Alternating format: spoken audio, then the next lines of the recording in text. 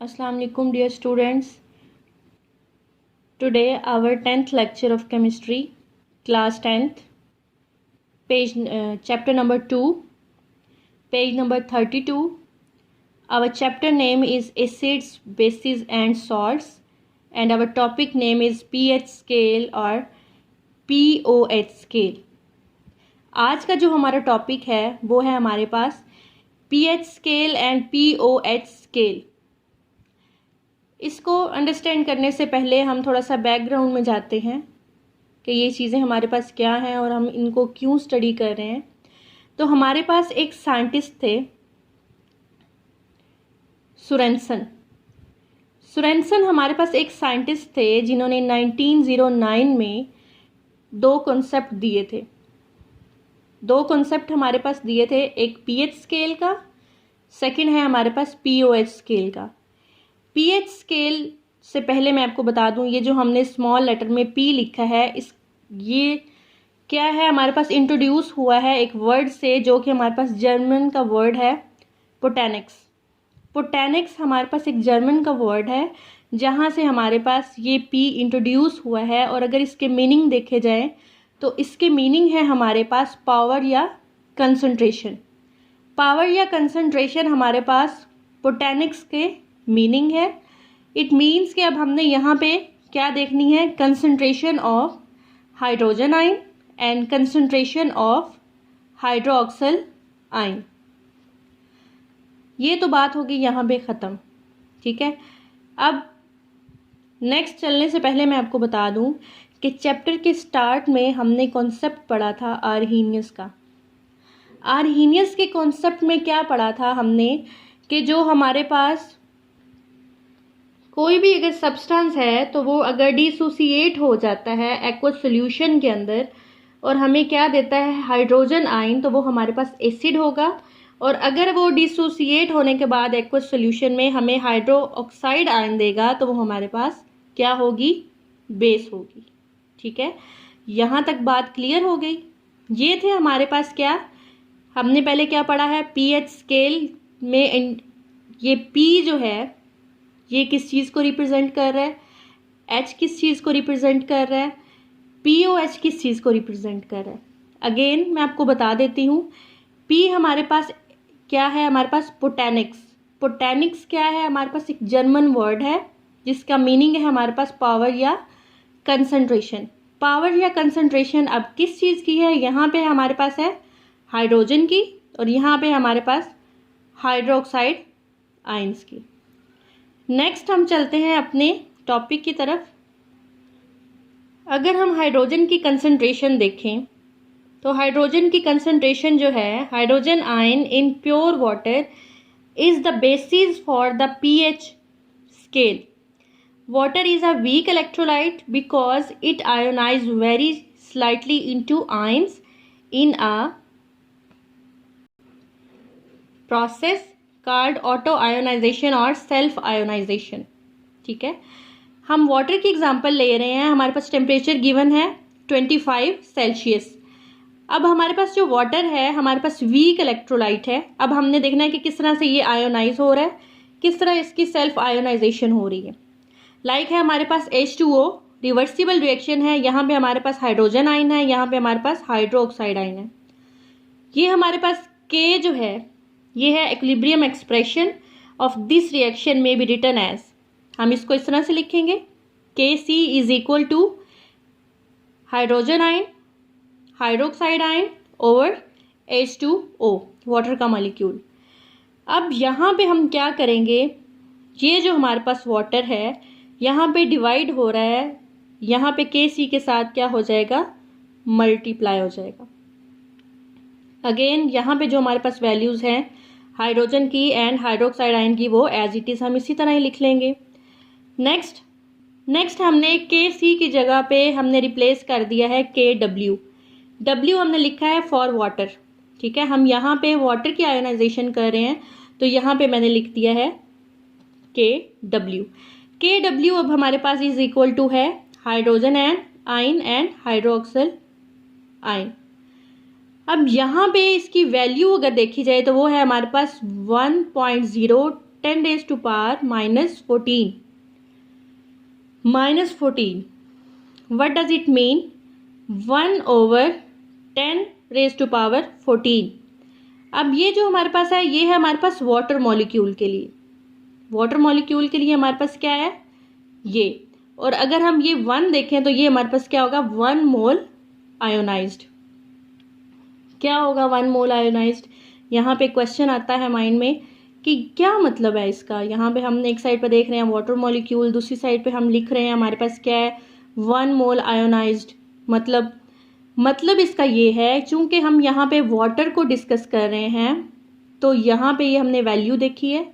इस वैल्यू को मैंने यहाँ पे लिख लिया है. यहाँ पे मैंने क्या लिखा है 1 over 10 raised to power 14. तो यहाँ पे ये हमारे पास वाटर मॉलिक्यूल की है. ठीक है, लेकिन ये जो हमारे पास वाटर मॉलिक्यूल है इसमें से आयोनाइज होने वाला जो मॉलिक्यूल होगा वो सिर्फ एक होगा. सिंगल मॉलिक्यूल जो है वो आयोनाइज्ड होगा. क्लियर है ये पॉइंट. अब चलते हैं हम नेक्स्ट हमारे पास अगर हम देखें तो ये हमारे पास hydrogen ion and hydroxide ion दोनों जो हैं ये इक्वल है. यहाँ पे हम लेंगे हाइड्रोजन आयन को, यहाँ पे भी हाइड्रोजन आयन को, यहाँ पे हम इसकी वैल्यू पुट कर देंगे.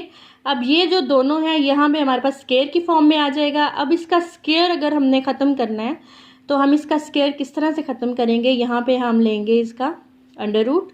यहाँ पे भी ये स्क्वायर इसके साथ कैंसिल हो गया. यहाँ पे हमारे पास हाइड्रोजन आयन आ गया. यहाँ पे हमारे पास 14 की जगह 7 आ जाएगा. ठीक है, अब हमारे पास वैल्यू क्या हो गई 1.0 10 raised to power -7. -7 अब हमारे पास एक्सपोनेंट है जो कि माइनस की फॉर्म में आया. ठीक है, अब हम देखते हैं यहाँ पे इसको सॉल्व करने के बाद pH की डेफिनेशन हमारे पास क्या बन जाएगी. pH is the negative logarithm of molar concentration of hydrogen ion. And POH की अगर बात करें तो ये हमारे पास क्या है कंसंट्रेशन है. ठीक है, कंसंट्रेशन किसकी है हाइड्रोक्साइड आयन की. Is negative logarithm of molar concentration of hydroxyl ions.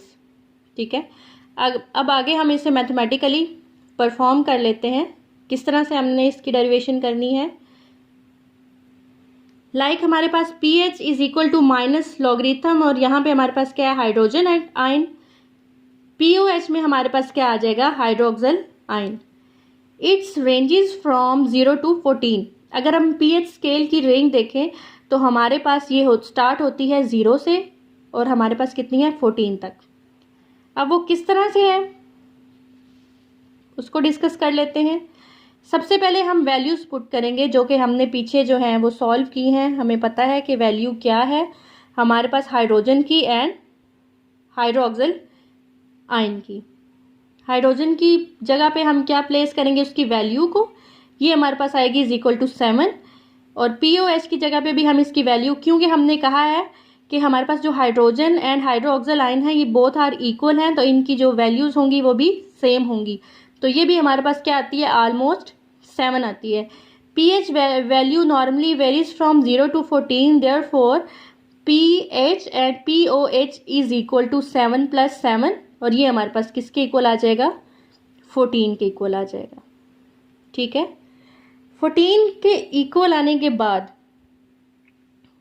थोड़ा सा एक्सप्लेन कर लेते हैं pH स्केल को तो हमें मज़ीद इजी हो जाएगा इसको अंडरस्टैंड करना कि 14 हमने जो कैलकुलेट किया है उसका पर्पस क्या है और किस तरह से वो pH स्केल के अंदर हम यूज़ करते हैं. या अगर ये हमें 14 कहा गया है तो उस डिजिट का क्या मीनिंग है इस टॉपिक के अंदर. हम यहाँ पे स्केल ड्रॉ करते हैं. यहाँ पे हम लिखते हैं pH, यहाँ पे हम लिखते हैं POH hydrogen ion hydroxide ion. 1 से 7 हमारे पास न्यूट्रल है. 7 से नेक्स्ट हमारे पास क्या है 14, क्योंकि हम ऊपर पढ़ चुके हैं कि इसकी रेंज कितनी है 0 to 14. अब अगर हम 7 से डिसेंडिंग ऑर्डर में जाएं, 7 से अगर हम डिसेंडिंग ऑर्डर में जा रहे हैं तो हमारे पास एसिडिटी जो है वो इंक्रीज़ होगी इन डिसेंडिंग ऑर्डर। और अगर हम असेंडिंग ऑर्डर में जाएं 7 से 14 की तरफ, तो अल्कली हमारे पास जो होंगी बेसिस जो होंगी या बेसिसिटी जो होगी हमारे पास वो इंक्रीज़ होगी इन असेंडिंग ऑर्डर। डिफरेंस कहाँ पे आ रहा है स्केल में? डिफरेंस आ रहा है हमारे पास एसिडिटी एंड बेसिसिटी में। किस तरह से? एसिडिटी हमारे पास कब इंक्रीज़ होगी, एसिडिटी हमारे पास कब इंक्रीज़ होगी? जब डिसेंडिंग ऑर्डर में हम लोग मूव करेंगे 7 से 1 की तरफ। अगर हम 7 से 14 की तरफ असेंडिंग में मूव करेंगे तो बेसिस जो है वो इंक्रीज़ हो जाएंगी, उसकी जो वैल्यू है वो इंक्रीज़ हो जाएगी। लाइक अगर हम एग्जाम्पल लेते हैं, यहाँ पे एग्जाम्पल है हमारे पास, लाइक हम सॉल्यूशन लेते हैं 3 टाइप्स का। एक की pH 1 है, एक की pH 2 है, एक की pH 3 है। तो क्योंकि हमने पढ़ा है कि जो एसिडिटी होती है वो अगर हम डिसेंडिंग ऑर्डर में जाते हैं तो इंक्रीज़ होगी। तो स्टूडेंट्स यहाँ पे 2 जो है 1 से जब 2 की तरफ जाएंगे तो क्या होगा हमारे पास? आपके लिए क्वेश्चन है, आपने इसको सॉल्व करना है। मैं आपको वैसे ब्रीफली थोड़ा सा बता देती हूँ, लेकिन आपने कोशिश करनी है इसको खुद अंडरस्टैंड करने की। स्केल को सामने रखिएगा, आपको पता चलेगा कि लाइक हमारे पास pH 3 डिफरेंट pH है सॉल्यूशंस के अंदर, डिफरेंट सॉल्यूशंस हैं। हमने देखना है कि किसकी pH ज़्यादा है। तो हमने एसिडिटी में क्या पढ़ा है कि जब हम असेंडिंग ऑर्डर में आएंगे तो उसमें जो हमारे पास एसिडिटी होगी वो क्या होगी? मोर होगी देन जो उसका फर्स्ट है। लाइक अगर हमारे पास 2 है तो इसकी जो एसिडिटी होगी वो कम होगी या ज़्यादा होगी, ये आपने पता करना है इन तीनों को कंपेयर करने के बाद। ठीक है, उसके बाद हम चलते हैं यूजेस की तरफ। यूजेस हमारे पास क्या है, हमने ये देखने हैं कि कहाँ कहाँ हम इस pH स्केल को यूज़ करते हैं। फर्स्ट हमारा जो पॉइंट है, हम यूज़ करते हैं एसिडिक एंड बेसिक नेचर को। अच्छा, हमारे पास एक सोल्यूशन है, मैं आपको थोड़ा सा इसको ब्रीफली एक्सप्लेन कर देती हूँ। हमारे पास एक सोल्यूशन है, हमने एक बीकर में सोल्यूशन लिया है, हमें नहीं पता उस सोल्यूशन के अंदर क्या चीज़ है, हमें नहीं पता उस सोल्यूशन की नेचर क्या है।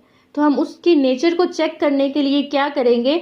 हम pH स्केल को यूज़ करेंगे, जिससे हमें पता चलेगा कि वो सोल्यूशन जो है उसकी नेचर क्या है, वो एसिडिक है या बेसिक है। ठीक है, नेक्स्ट पॉइंट जो है हमारा प्रोड्यूस होता है मेडिसिन में, culture and biological particular concentration of hydrogen ion. Concentration of hydrogen ion को हम डिटेल से पहले पढ़ चुके हैं, मेडिसिन में यूज़ किया जाता है। थर्ड जो हमारे पास लास्ट इसका पॉइंट है वो है prepare solution of required concentration.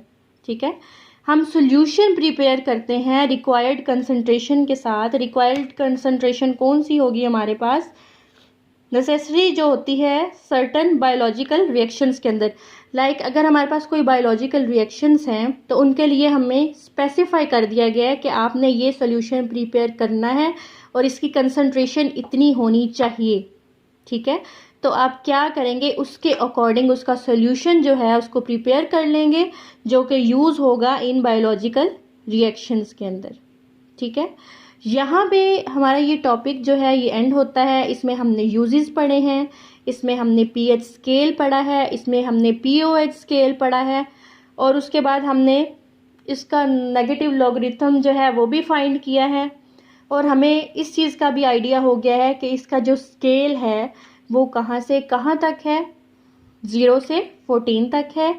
0 से 7 तक हमारे पास एसिडिटी होगी, 7 से 14 तक हमारे पास क्या होगी? बेसिसिटी होगी। ठीक है, ये हमारा आज का टॉपिक था। इससे स्टूडेंट्स आप लोगों ने स्टडी करना है, अपना कॉन्सेप्ट क्लियर करना है। जहाँ से आपको समझ नहीं आएगी इंशाल्लाह आप नेक्स्ट मेरे से पूछेगा, मैं आपको क्लियर कर दूँगी। नेक्स्ट टॉपिक हम इंशाल्लाह नेक्स्ट लेक्चर में डिस्कस करेंगे। ये टॉपिक हमारा यहाँ पे एंड हो जाता है।